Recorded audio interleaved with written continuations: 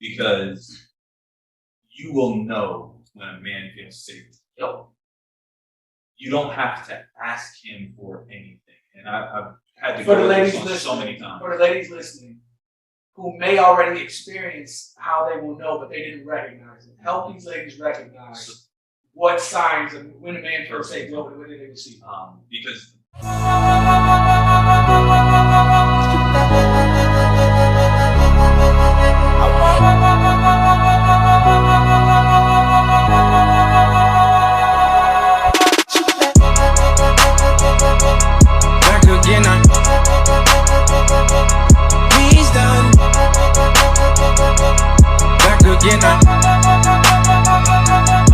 He's done miracles. Back again, he's done miracles on me. Trying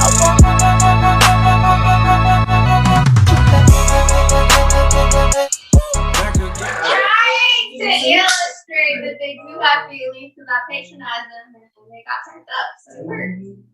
Good job. So it worked. Okay. First of all, if that's what you really did, I don't appreciate how you paid us into that. That was just, that's how it worked. That's not what we're trying to teach. I'm ashamed. Okay, I feel like this is going to be a better one than the last one. Okay, so how can women make men feel safe when labeling a relationship? I don't know. I guess they translabeled. I don't know. How can women make men feel safe? Okay, when labeling relationship. So when essentially escalating relationship into a committed status? I guess That's what it sounds like. Yeah. I don't feel safe.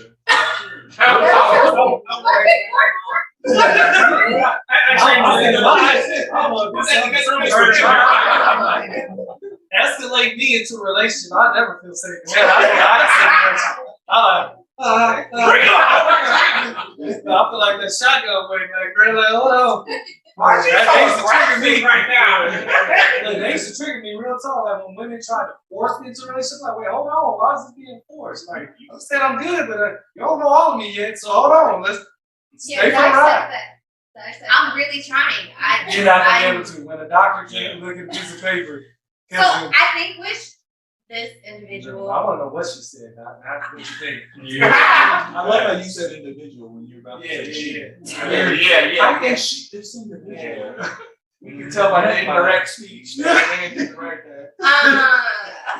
same problem with women. So women, I don't know if it's trying to figure out how to label. I'm trying not to put a pronoun on the person. I don't know. Here, can I answer this? Can I answer this? Okay. If I believe I hear this right, how can women make? Here's the problem. How can women make men feel safe? You can't make it. When labeling a relationship. Let me just go like this. If you ever want a man to be safe, first and foremost, you gotta have an area where he's at peace. Peace is one of those things. Peace, respect is gonna be one of those things. Naturally, friendship. These are some of the things you want to build on your relationship and not put so much labeling on it. Because whenever the time is right, the man is going to let you know, I'm ready. You know what I'm saying? You know what I'm saying? We're going to make the next steps. And they're going to also give you a guideline. If they're really building a future with you, they're going to tell you what's going to happen. You know what I'm saying? If you ain't got that commitment, like, yeah, babe, 5 years down the line or whatever, we're going to be in a relationship. Or it ain't going to happen. Or at least, even if they don't put timeline on it, caveat. They don't put timeline on it. They've at least started talking in the we when it comes to certain things. Thank you. They start organizing y'all as a group into things, and it's not always I and everything. That's when like don't be late. I think what this is saying is like, how do you get a man to feel comfortable being in a committed relationship, but you don't? I think that question is, can I propose to my boyfriend? Hell no. Go back to the other people. Exactly. I think that question is, can I propose to my boyfriend? That's what that question is. It does make me sound like that's what I was like. Didn't we talk about this and women? That's exactly what it is. I'm gonna make him my husband. How can I make him comfortable? One of the things Understand. one of the things that really bothered me about this He's gonna be comfortable when I mindset get on is, this knee. it's the manipulation of a safe space. Mm-hmm. Like, Say how that can, again. how, the manipulation of a safe space. Yeah. Because you will know when a man feels safe. Yep. You don't have to ask him for anything. And I've had to For the go ladies through this so listening, many times. for the ladies listening, who may already experience how they will know, but they didn't recognize it. Help these ladies recognize what signs of when a man feels safe. What did they receive?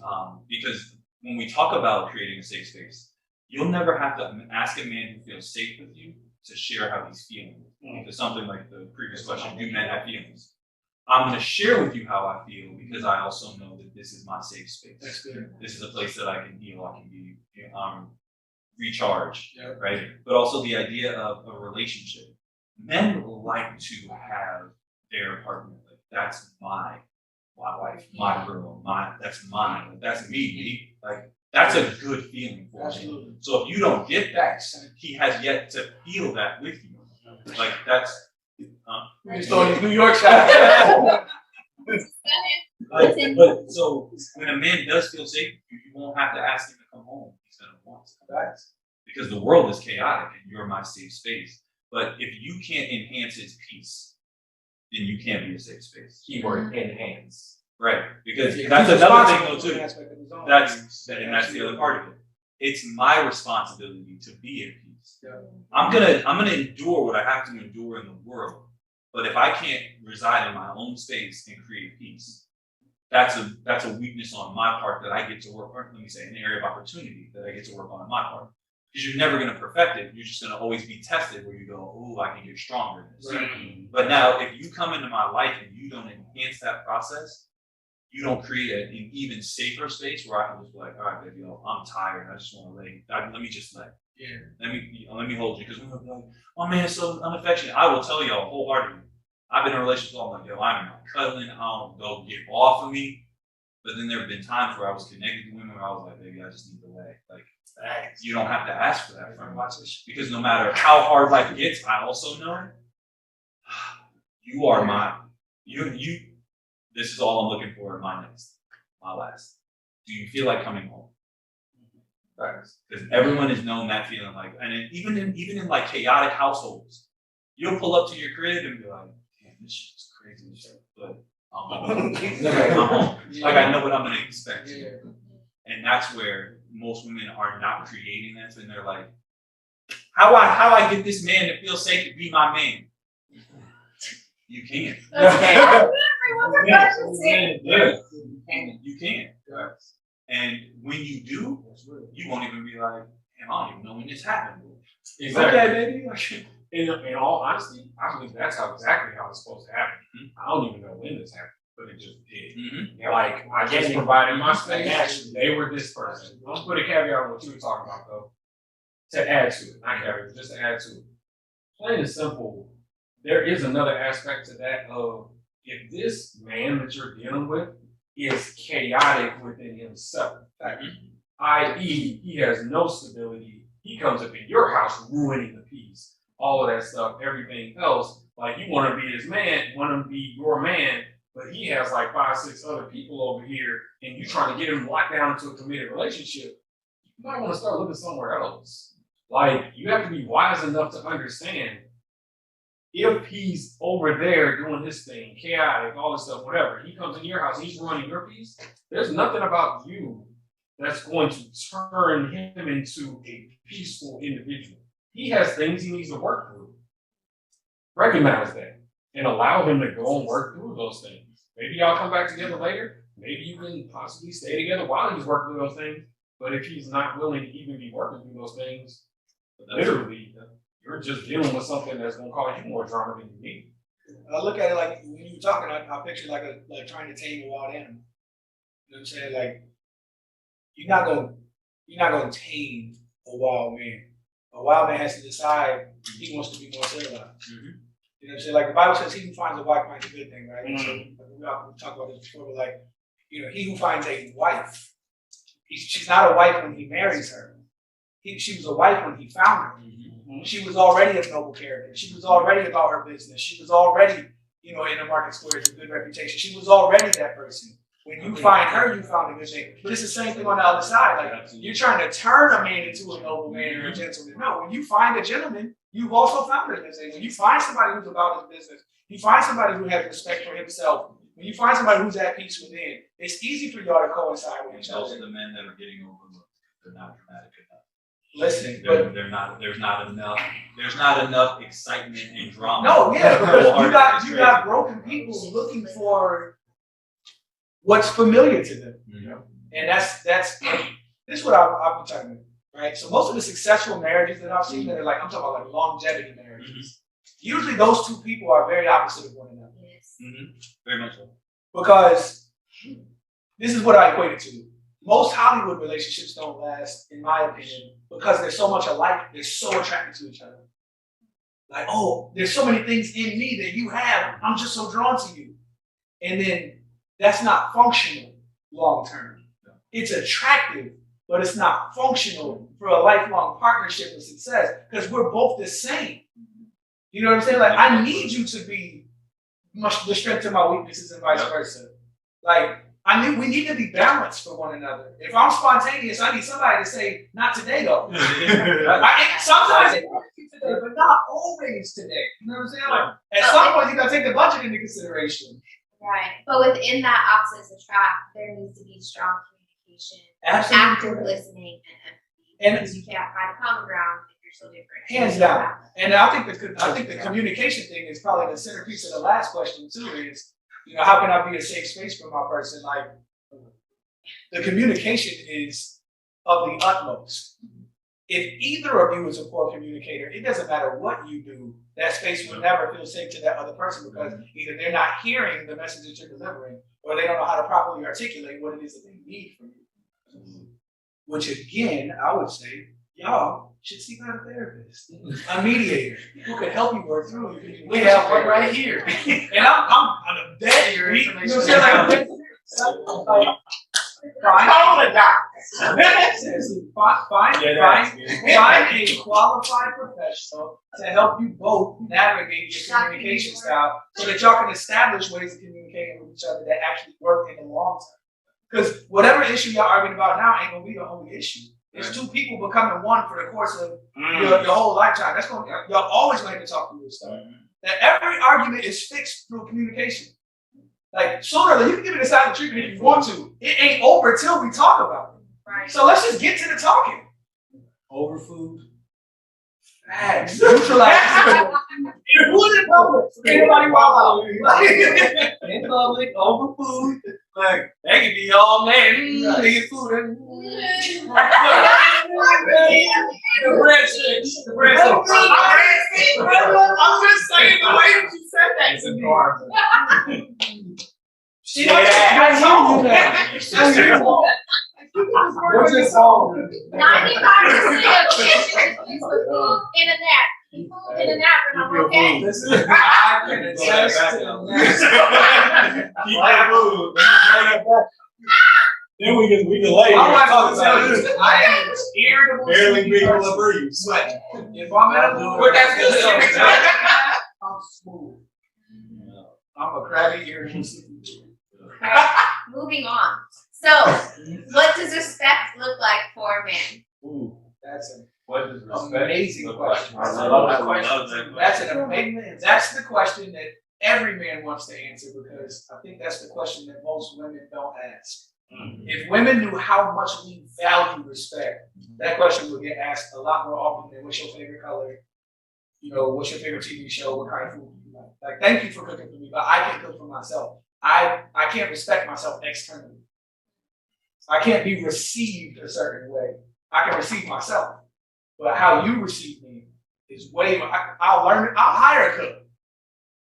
I don't care about the things you bring to the table with the respect. Like, and the respect is the hugest piece. I know that answers the question. I'm just laying the groundwork. It's laying the groundwork for how important that question is and why I applaud the young lady who asked it. I agree. So now answer the question. Skip that. What does respect? I respect what you said. Thank you. Look, I added it. It's time to just start. Go ahead. Hey. What? He did answer that. What does respect look like? You hate asking me to read it again. I Okay. did. I know, but you didn't start talking on why you said. What does respect look like for a man? Did that feel respectful to you just now? That's not what I'm just. but it's okay. My bad. I know. Go ahead. What does it? That's creepy. What does? Stop doing that. So sorry. Come on, Doc. Answer the question. I'm still on the point of. I I appreciate it. Yeah. I think it's personal. I think Yeah, it's personal. it's different. But that's communication. Talk to your man and be like, baby, what does respect feel like for you? Absolutely. Like, what makes you feel respected? Because I know personally there are times when this is why my relationship ended. As soon as I realized that the respect wasn't met, and it was like, you talked about this, and yet you violated it, guess what?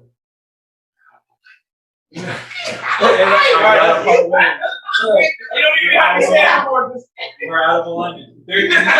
For me though, because that's such a non-negotiable, because I've learned through my experiences in my relationships that being transparent with the things that matter to me most gives you an opportunity, because these are boundaries. And I'm setting boundaries to keep you in my life. If you purposely violate those boundaries, because if you do them, like say you cross a boundary that I didn't express to you, that's involuntary. That's an accident. We can talk about it, and I go, hey babe, I didn't even realize that was a trigger for me. Right. But I just want you to know. Yeah. That's not to say you'll never cross that boundary again, but it might be like here and there as opposed to blatant. Right. Because if it's blatant, I go, oh, you know, it's up. And we're out of alignment. We're out of alignment. I didn't even miss. That's like the wheels. The opportunity to have a conversation with a partner and find out what respect means to them, because we put so much weight on respect, but what is respect for me is not respect for Shannon. Absolutely. Exactly. And you can't bring that to the next relationship. So that question makes sense, but that's an individual basis. That's it. It's different for every single man. So talk to your man. Hey, I'll say this one thing though, because we talked about this pretty much in your tone. Yeah. Tone is definitely universal. yeah. I think that's universal. I think tone is everything, you know what I'm I saying? think that goes both ways though. Like, That's respect matter. I mean, I it think- is, because if you're from New York, you just like, all right, P, I love you. I love you, P. What's up? Like, if you ain't get that shit, you like, You hey, that's really just, that's just how she can but Anyway, I wanted to add, somebody. oh, we have something. Yes, we do, actually. I wanted to add to that question though, that respect, actually, I'm gonna ask it, I'm not gonna state it, I'm gonna ask it. Does what respect looks like to you change with each season of your life? And is that something that you need to then have that conversation again if you're in a long-term committed? I definitely, Definitely. I definitely Solid, yes. yes. Absolutely. So That was Does it patronizing. change? Right, that make you feel patronized? It did actually. Oh, that wasn't respectful. I heard it. I don't think the core does, but I think the core philosophy of Doc, are you going to pay Sorry. attention to everybody? see, that wasn't respect right there. That was a good example. There was a whole other situation, you know. I know, but she asked the question. Stay at the table. Because I think it was a phenomenal question. I really do. I think it's a phenomenal question, because I think that for each individual man, they have their idea or their core value of respect. But in each season, it's going to evolve. It's like the iPhone 6, right? Like I'm now an iPhone 13, right? Like there's evolution to this. And I know Shannon still doesn't know how to use a 7. Shit, we'll get over that, right? But the reality is that my core of what feels respectful to me is still the same. There's new aspects of it. Like I'll think about this. Like I remember one time when I was out with this girl that I was dating, and she was at the bar, and this dude was trying to holler at her and her girlfriend, and he bought them drinks. My dude was like, "Are you gonna let that dude buy your girl drinks?" I was like, "Yes." Is she going home? He already paid. He's like, I'll never let my girl disrespect me like that. I was like, why? She didn't ask him for drinks. Like, I'm literally from here to Shannon. I was like, I heard him trying to holler at them and buy them drinks. And she said, thank you, and then ended the conversation. Like, that was it. Like, she knew what my respect what the value was in the moment. Like if you go flirt with him and blah blah blah, now we're in. Now we got a problem. But we've already talked about that, so she handled it the way I would have expected her to handle it based on our connection. But for him, that was a trigger, and he was ready to go. I'm like, that ain't even your girl. So I gotta look at the homeboy like, I no. believe that it evolves over time, and there's certain aspects of it that will matter more. If I was a married man, maybe I'd feel different about it, right? But that's through communication and conversation. But I think it's a really powerful question. I think so too. I think because I think we talked about this before when we talked about love languages, how when me and my wife first took it, her languages were one thing, but once we were married and had children, it all had flipped to acts of service. Like, I need help in the house. You want to love me? Do some dishes, fold clothes, like that kind of thing, right? And so I think I look back at what there are. I think there's a core element of respect that we would feel like will always be with us. Like, I will always feel disrespected if these are violated. Yeah. But I think as the seasons change, as your life grows professionally, ministerially, spiritually, emotionally, however, there may be different things that you come into that you like, I used to want you around me all the time, but now I've stepped into a creative space where I need you to leave me alone for a couple hours on end. And if you know that that space is easily broken for me, and you keep coming in here to ask me stuff that could wait until I'm done, that's going to start to feel disrespectful at some point. And we're going to have to talk about you respecting my time and or my creative space or whatever the case may be. So I can see how over time those conversations will need to be rehashed. Yeah. Just because as you grow as a person, you come into different things where what you deem is necessary for you to feel respected is absolutely needs to be addressed. I agree. I love that question. And in the ideal world, you're supposed to change over time. You're supposed to evolve. You're supposed to be different. You're supposed to grow. And so, like, what you like, what you dislike, etc., it changes. Well, it should in theory, right? Right. And then those are conversations in long-term relationships that you're supposed to have. And if you can't grow with your partner and the new things they like, you should consider the long-term. Or maybe you should. Maybe you should go to conversation. It's not And what we I have said. shameless Right. shameless plug. I'm sorry. Like if you're doing, if you're a good counsel. Great. And you have to be honest with your counselor. I just want to throw that out there. We know when people are lying, and it's very Insulting. frustrating. It's insulting. Yes, It's insulting. it's insulting. It's disrespectful. It's disrespectful. It's disrespectful because you're wasting my time and yours. Yeah. No, it's just disrespect. No, you can say something. It's just we're there for you. So to not be honest in that moment is just it's frustrating, especially when the whole purpose is to help you grow and you're like, no, it was great. Oh. Subscribe so you don't miss next week's video.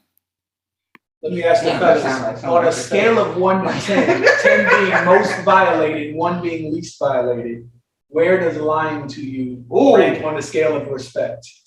Or a scale of disrespect? Oh my God. I would say that's definitely high. That's right not there with man. That's like a 9.985. You do. Like outside of getting spit on in the face and getting punched, that's about it, right? Like there's less than you putting your hands on me. Yeah. Being lied to is But top tier. For myself, though, what I've had to learn the process is that there's some